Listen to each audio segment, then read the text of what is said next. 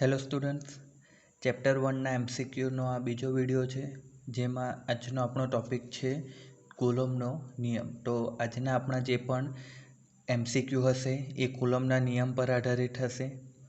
હવે એમાં પહેલો એમસીક્યુ છે તે સમજો કે પ્લસ ક્યુ અને માઇનસ ક્યુ વિદ્યુતભારોને ડી વ્યાસ ધરાવતા વર્તુળના વ્યાસાંત બિંદુઓ પર મૂકેલા છે, તો વર્તુળના કેન્દ્ર પર રહેલા ત્રીજા પ્લસ ક્યુ વિદ્યુતભાર પર લાગતું વિદ્યુતબળ કેટલું હશે?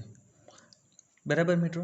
તો અહીંયા તો પહેલાં આપણે સમજવા પડે કે ડી વ્યાસ ધરાવતા વર્તુળના વ્યાસાંત બિંદુઓ છે. બરાબર મિત્રો. એટલે અહીંયા આપણે સમજવા માટે એક વર્તુળ લઈએ. તો એ વર્તુળ મેં હાથથી જ દોરું છું મિત્રો. હવે આ જે વર્તુળ છે એ વર્તુળના વ્યાસાંત બિંદુઓની વાત કરવામાં આવે. બરાબર મિત્રો. તો તે શું થશે કે આપણે અહીંયા કોઈ એ બિંદુ લઈએ અને અહીંયાથી આપણે એક વ્યાસ દોરીને આ બીજું બિંદુ બી લઈએ. તો એ બિંદુ પર પ્લસ ક્યુ અને બી બિંદુ પર માઇનસ ક્યુ વીજભાર આપણે લઈએ. અને અહીંયા મિત્રો આપણને વ્યાસ કેટલો આપેલો છે? ડી. તો આ ડી વ્યાસ આપેલો છે અને આપણને શું કીધું છે બીજું કે કેન્દ્ર પર રહેલો ત્રીજો વીજભાર. એટલે આ એનું કેન્દ્ર આપણે લઈએ તો કેન્દ્ર ઉપર શું છે? ત્રીજો વીજભાર ધન ક્યુ છે. તો અહીંયા મિત્રો સૌથી પહેલાં તો ઘણા વિદ્યાર્થીઓની એ ભૂલ થશે કે એક તરફથી ધન વીજભાર અને બીજા તરફથી ઋણ વીજભાર બળ લગાડે છે, એટલે આના ઉપર લાગતું પરિણામી બળ શૂન્ય થઈ જશે એમ માની લે. બરાબર. તો આ વસ્તુ નહીં થશે અહીંયા. બરાબર. એનું કારણ શું છે? તો સમજો કે અહીંયા ધન વીજભાર છે અને અહીંયા ધન વીજભાર છે. તો એ પરનો ધન વીજભાર કેન્દ્ર પરના ધન વીજભાર પર શું કરશે? ઋણ વીજભાર તરફ બળ લગાડશે. અને બીજું શું થશે કે બી પરનો ઋણ વીજભાર છે તે કેન્દ્ર પરના ધન વીજભારને પોતાની તરફ આકર્ષશે. એટલે તેના તરફથી લાગતું બળ પણ શું થશે? તો ઋણ વીજભાર તરફ જ લાગવાનું છે. એટલે અહીંયા તમે જુઓ તો શું થવાનું છે કે જે પરિણામી બળ છે એ કોઈ એક જ દિશામાં આવવાનું છે. મતલબ જે બંને બળો છે, બંને બળો કોઈ એક જ દિશામાં લાગે છે, વિરુદ્ધ દિશામાં લાગતા નથી. પરિણામે શું થવાનું છે મિત્રો કે અહીંયા આપણને એક જ દિશામાં લાગતા બળો મળી જશે. હવે એના લીધે શું થશે કે આપણો જવાબ 0 આવી જ નહીં શકે. જો એક બળ આ દિશામાં અને બીજું બળ માની લો કે આ દિશામાં લાગતું હતે, તો શું થશે કે અહીંયા પરિણામી બળ શૂન્ય થઈ શકતે, પરંતુ એવું થતું નથી. તો હવે અહીંયા શું થશે કે અહીંયા તમે માની લો કે આપણે કુલ બળની વાત કરીએ, એફ બરાબર શું થશે? તો કે ક્યુ ક્યુ અને છેદમાં ડીનો વર્ગ આ રીતે લખી લઈએ. અને બીજા માટે પણ એવું જ થશે કે ક્યુ માઇનસ ક્યુ અને છેદમાં ડીનો વર્ગ. તો મિત્રો અહીંયા તમારી ભૂલ થશે. બરાબર. ધ્યાન રાખજો કે જે અંતર છે તે અંતર ડી આપેલું એ શું છે? તો એ થી બી એટલે કે વ્યાસનું અંતર છે. પરંતુ આપણે અહીંયા શું જોઈએ છે? તો આપણે આ જે કેન્દ્ર પરનો વીજભાર છે એના પર લાગતું બળ, તો એના ઉપર આ વીજભાર અને આ વીજભાર વડે બળ લાગે છે. પરિણામે આપણે આ વીજભાર જે કેન્દ્ર પરનો છે ત્યાંથી કોઈ એક વીજભાર સુધીનું અંતર લેવાનું થશે. તો તે અંતર D/2 જેટલું થશે અને આ પણ D/2 જેટલું અંતર થશે. એટલે પરિણામી જે બળ આવવાનું છે તે આ રીતે નહીં ગણાશે. એટલે પરિણામી બળ શું થવાનું છે મિત્રો? તો તે થશે કે ક્યુ અને બીજો પણ ક્યુ એટલે ક્યુનો વર્ગ જ થશે અને છેદમાં D/2 છે અંતર અને તેનો વર્ગ આવશે. વત્તા શું થશે કે ક્યુનો વર્ગ અને છેદમાં D/2નો વર્ગ આવશે. તો આને મિત્રો આપણે સાદું રૂપ આપીએ તો શું થવાનું છે? તો તમે અહીંયા જોશો કે 2 વખત કે ક્યુનો વર્ગ અને છેદમાં D/2 છે, તો ડીનો વર્ગ અને 4. તો આને સાદું રૂપ આપતા આપણને શું મળશે? 8k ક્યુ સ્ક્વેરના છેદમાં ડી સ્ક્વેર. તો એ મિત્રો આપણો સાચો જવાબ થશે. તો એ જવાબ કયો આવવાનો છે? તો ઓપ્શન એ. હવે મિત્રો અહીંયા ઘણા વિદ્યાર્થીઓને કન્ફ્યુઝન થશે કે અહીંયા એક વીજભાર ઋણ છે તો અહીંયા આપણે ધન જ કેમ લીધું? તો મિત્રો તમે અહીંયા જોઈ શકો છો કે જે ધન વીજભાર છે એના તરફથી જે બળ લાગે છે કેન્દ્ર પરના વીજભાર પર, તેની દિશાને આપણે ધન લીધી છે. હવે ઋણ વીજભાર માટે વાત કરીએ તો ત્યારે પણ તે દિશા સરખી જ રહી છે, દિશા બદલાતી નથી, એટલે આપણે નિશાની અહીંયા ધન લીધી છે. બીજા MCQની વાત કરીએ મિત્રો, તો તેમાં કુલોમ્બનો નિયમ એ ખાલી જગ્યાનું સમર્થન કરે છે અને ઓપ્શનમાં જુઓ તો લેન્સનો નિયમ, ન્યૂટનનો ગતિનો ત્રીજો નિયમ, મેક્સવેલનો નિયમ અને ફેરેડેનો નિયમ કહે છે. હવે મિત્રો અહીંયા તમને જો જવાબ ખબર હોય તો તમે આસાનીથી લખી શકો છો, પણ એક વસ્તુ છે કે જો આપણને જવાબ ખબર નહીં હોય તો આપણે અહીંયાથી શું કરીએ કે બધા નિયમ જે છે તે શું કહેવા માંગે તે સમજીએ. તો લેન્સનો નિયમ એ વિદ્યુત ચુંબકીય પ્રેરણ માટે લાગુ પડતો હોય છે. ફેરેડેનો નિયમ પણ તેમાં જ આવે છે અને મેક્સવેલનો નિયમ એ વિદ્યુત અને ચુંબકના સંબંધો આપે છે, જ્યારે ન્યૂટનનો ગતિનો ત્રીજો નિયમ એ બળ માટે વાત કરેલી છે. હવે કુલોમ્બનો નિયમ શું કહે છે એ સમજીએ મિત્રો, કે બે બિંદુવત વીજભારો આપણી પાસે છે, એક Q1 છે અને બીજો Q2 છે. બંનેને આપણે મિત્રો ધન લઈએ તો પરિણામે શું થવાનું છે કે આ બંને એકબીજા પર કંઈક બળ લગાડવાના છે. આ વીજભાર જે બળ લગાડશે તે આ Q2 પર આ દિશામાં બળ લાગવાનું, તેની કિંમત હશે F21 અને તે જ રીતે Q2 જે છે તે Q1 પર બળ લગાડશે આ દિશામાં, કારણ કે બંને ધન વીજભાર છે તો અપાકર્ષણ બળ લાગશે અને આ બળ હશે F12. હવે અહીંયા મિત્રો આપણે F12ની વાત કરીએ, બરાબર. F12 તે જ F21 બરાબર થવાનું છે અને તેને આપણે F લખી શકીએ. પણ એક વસ્તુ સમજો મિત્રો કે બંનેની કિંમત સરખી છે, પરંતુ તમે દિશા જુઓ તો F12 આ તરફ છે અને F21 આ તરફ છે. હવે જે ન્યૂટનનો ત્રીજો નિયમ છે તે પણ આપણને શું કહે છે કે F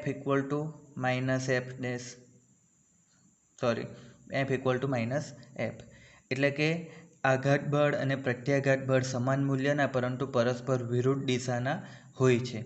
તો અહીંયા મિત્રો આપણે શું કહી શકીએ કે કુલોમ્બનો નિયમ જે છે તેમાં પણ શું થાય છે કે એક વીજભાર બીજા વીજભાર પર જેટલું બળ લગાડે એટલા જ મૂલ્યનું, પરંતુ વિરુદ્ધ દિશામાં બીજો વીજભાર પહેલા વીજભાર પર બળ લગાડતો હોય છે. એટલે આપણે અહીંયા શું લખી શકીએ કે કુલોમ્બનો નિયમ એ ન્યૂટનના ગતિના ત્રીજા નિયમનું સમર્થન કરતો છે. મિત્રો આગળનો MCQ જોઈએ. બે વિદ્યુત ભારિત ગોળાઓ 2 mm અંતરે રહેલા છે, તો નીચેનામાંથી કયામાં મહત્તમ આકર્ષણ બળ લાગશે? અહીંયા મિત્રો જો કે આપણને કહ્યું છે આકર્ષણ બળની વાત કરી છે, એનો મતલબ શું થશે કે વીજભારો કેવા હોવા જોઈએ? તો જ્યારે આકર્ષણ બળની વાત કરવામાં આવે ત્યારે વીજભારો વિરુદ્ધ પ્રકારના હોવા જોઈએ. તો આપણે ઓપ્શન જોઈએ, +2Q અને -2Q વિરુદ્ધ પ્રકારના છે, +2Q અને +2Q સમાન છે, -2Q સમાન છે, -1Q અને +4Q. તો અહીંયા મિત્રો તમે જોઈ શકો છો કે આ જે MCQ છે એમાંથી B અને C ઓપ્શન તો આપોઆપ જ નીકળી જવાના છે જો તમારો કોન્સેપ્ટ ક્લિયર હોય કે સમાન વીજભારો વચ્ચે હંમેશા અપાકર્ષણ બળ લાગે. જ્યારે આપણને આકર્ષણ બળની વાત કરી છે એનો મતલબ થશે કે આપણી પાસે A અથવા D માંથી કોઈ એક ઓપ્શન આવવાનો છે. હવે અહીંયા તમારે મિત્રો ધ્યાન શું રાખવાનું છે કે બળ મહત્તમ થવા માટે શરત શું છે, માટેની શરત, અને તે શરત શું છે કે વીજભાર કેવા હોવા જોઈએ? સમાન. એટલે અહીંયા તમે જોશો તો શું થશે કે આપણે ગણતરીની વાત કરીએ તો F શું થશે કે 2Q અને 2Q એટલે 4Q² અને છેદમાં 2નો વર્ગ આવશે ગુણ્યા 10⁻³ અને તેનો વર્ગ થશે, બરાબર. તો આ ઓપ્શન A ની વાત થઈ. અને ઓપ્શન D ની વાત કરીએ તો તેમાં પણ શું થશે મિત્રો? F K અને 1 × 4 એટલે એ થઈ જશે 4Q² અને છેદમાં 2 × 10⁻³ આખાનો વર્ગ લખી દઈએ. તો અહીંયા તમારે ધ્યાન રાખવાની જરૂર શું છે મિત્રો કે જો તમે અહીંયા સૂત્રો મૂકવા જશો ને તો તમે જોશો કે સૂત્રમાં તમને બંનેમાં કિંમત સરખી મળવાની છે, પણ તમારે જોવાનું શું છે કે મહત્તમ બળ થવું હોય ને તેના માટેની શરત છે કે વીજભાર સમાન હોવા જોઈએ. તો સમાન વીજભાર શું છે? ઓપ્શન A માં છે 2Q અને -2Q. બરાબર, જ્યારે અહીંયા વીજભારો સમાન નથી. એટલે આપણે ઓપ્શન એ જે છે તે આપણો સાચો જવાબ થવાનો છે, +2q અને -2q. હવે આનો જે તમે અહીંયા જુઓ તો આપણે બીજી રીતે પણ આની સાબિતી મેળવી શકીએ. તમને થશે કે આ શરત કેવી રીતે આવી ગઈ. તો માની લો કે આપણી પાસે કોઈ પદાર્થ પર વીજભાર q છે, બરાબર. હવે આપણે એમાંથી એના 2 ભાગ એવી રીતે કરીએ તો એના 2 ભાગ કેવી રીતે કરીએ કે જેથી બળ મહત્તમ મળતું હોય. તો એના માટે આપણે એક વીજભાર q લઈએ તો બીજો વીજભાર કેપિટલ Q - q થશે. તો બંને વચ્ચે લાગતું બળ કેટલું થવાનું છે કે q - q અને છેદમાં વચ્ચેનું અંતર આપણે r લઈ લીધું. તો હવે અહીંયા તમે જુઓ તો થવાનું શું છે કે આ જે બળ છે, બરાબર, એ બળને મહત્તમ થવું હોય તો તેના માટે આપણે અહીંયા શું થવું જોઈએ તો q - q², બરાબર, મહત્તમ કિંમતનું વિકલન 0 થવું જોઈએ. તો હવે તમે અહીંયા જુઓ કે આપણે y = q - q² લઈએ તો dy/dq, તો આપણને આ શું મળવાનું છે d/dq, અને આનું વિકલન શું થશે તો q minus small q into capital Q, તો તેનું વિકલન ફક્ત કેપિટલ Q થશે અને -q² છે તો તેનું વિકલન શું થવાનું છે તો 2q થશે. હવે આપણે અહીંયા શું જોવાનું છે કે જો બળ મહત્તમ થવું હોય તો આ જે વસ્તુ છે એનું વિકલન કેવું થવું જોઈએ 0. એટલે આપણે એના બરાબર 0 લેવા પડે. એટલે અહીંયાથી આપણે જોશું તો q બરાબર આપણને શું મળવાનું છે 2q. તો તેના પરથી આપણે સ્મોલ qની વાત કરીએ તો તે કેટલું થવાનું છે કેપિટલ Q/2. હવે કેપિટલ Q/2 થયું એનો મતલબ શું થશે કે આપણી પાસે કુલ વીજભાર કેપિટલ Q હતો તો તેનો અડધો ભાગ. એટલે અહીંયા આપણે બળને મહત્તમ કરવા માટે શું કરવા પડે તો એક વીજભારને કેપિટલ Q/2 તરીકે લઈએ તો બીજો વીજભાર પણ શું થવાનો છે કેપિટલ Q/2 જ આવશે. એટલે કે બળને મહત્તમ કરવા માટે આપણે બંને વીજભારને કેવા કરવા પડે તો સમાન રીતે વહેંચવા પડે. આગળનો ન્યુમેરિકલ જોઈએ મિત્રો. 2 કુલમ અને 6 કુલમ વચ્ચે લાગતું અપાકર્ષણ બળ 12 ન્યૂટન છે. જો બંનેમાં -4 કુલમ વીજભાર ઉમેરીએ તો હવે તેમની વચ્ચે લાગતું બળ કેટલું હશે? ઓપ્શન આપેલો 4 ન્યૂટન અપાકર્ષી, 4 ન્યૂટન આકર્ષી, 8 ન્યૂટન અપાકર્ષી અને 8 ન્યૂટન આકર્ષી. તો હવે મિત્રો અહીંયા જુઓ કે આપણને પહેલાં જે વાક્ય આપેલું છે એમાં આપણે કશી ગણતરી કરવાની નથી. આપણે ફક્ત અહીંયાથી વીજભાર લેવાનો છે. આપણે q1 બરાબર 2c લઈએ અને q2 બરાબર 6c લઈએ. તો બીજા વાક્યમાં શું કીધું છે કે બંનેમાં -4 કુલમ વીજભાર ઉમેરેલો છે. એટલે હવે આમાં આપણે -4 ઉમેરીએ તો આ આપણને શું મળવાનું છે -2 કુલમ વીજભાર, અને 6 કુલમમાં આપણે -4 કુલમ ઉમેરીએ તો એ મળશે આપણને +2 કુલમ વીજભાર. એટલે હવે આપણી પાસે q1ની કિંમત -2q અને q2ની કિંમત +2q થઈ ગઈ. તો હવે તમે જુઓ કે આ કેવું છે ઋણ છે અને આ છે ધન. મતલબ બંને વિરોધાભાસી વીજભારો આપેલા છે તો પરિણામે શું થવાનું છે કે બળ કેવું લાગશે તો આકર્ષી બળ લાગવાનું છે, બરાબર. એક ધન અને એક ઋણ વીજભાર બનતો છે એટલે બળ આકર્ષી લાગશે. હવે બળનું મૂલ્ય કેટલું થશે તે આપણે શોધવાનું હોય તો F = આપણે શું કરવા પડે તો K +2q -2q અને છેદમાં તેમની વચ્ચેનું અંતર જે હોય તે આપણે r² લઈએ. તો અહીંયાથી આપણે શું લખી શકીએ કે 4 - 4k આ q છે, qનો વર્ગ અને છેદમાં rનો વર્ગ.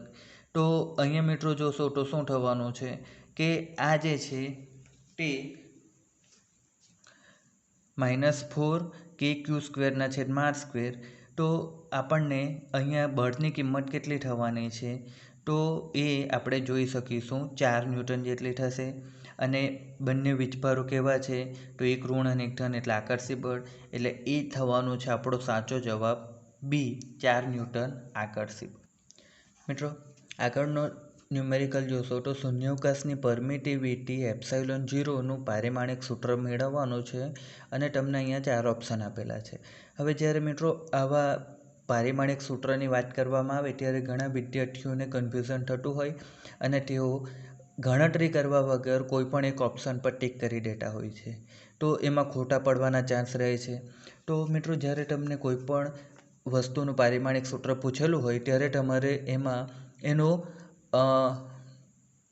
જે સૂત્ર હોય તે સૂત્ર ધ્યાન પર રાખીને ગણતરી કરો તો સાચો જવાબ હંમેશા મળતો હોય છે. તો અહીંયા તમે જોશો તો મિત્રો આપણે એપ્સાઇલોન 0 પરમિટિવિટી એ આપણને ન્યૂટનના કુલમ્બના જે નિયમ છે તેમાં આવે છે. તો આપણે એફ =1/4π એપ્સાઇલોન 0 અને Q1 Q2/r², આ રીતે આપણે એનું સૂત્ર મેળવ્યું. હવે આપણે એપ્સાઇલોન 0 એટલે કે પરમિટિવિટીનું પારિમાણિક સૂત્ર મેળવવા એને સૂત્ર કરતાં બનાવીએ તો એપ્સાઇલોન 0 બરાબર શું થશે 1/4π f Q1 Q2/r². હવે અહીંયા તમે જોશો તો મિત્રો આપણે એપ્સાઇલોન 0 માટે શું કરવાનું છે કે પારિમાણિક સૂત્ર મેળવવાનું છે. તો એપ્સાઇલોન 0 બરાબર શું થશે તો આ તરફ તમે જુઓ તો 1/4π એ અચળ છે એટલે એનું પારિમાણિક સૂત્ર નહીં આવશે, છેદમાં f છે એટલે બળ થશે તો બળનું પારિમાણિક સૂત્ર મિત્રો શું થાય છે m1L1 અને T-2. આ મિત્રો તમારે ખાસ ધ્યાન રાખવાનું, કારણ કે કોઈ પણ સૂત્રનું પારિમાણિક સૂત્ર મેળવવામાં જો બળ આવતું હશે તો બળનું પારિમાણિક સૂત્ર તમને યાદ હશે તો તમે આસાનીથી કરી શકશો.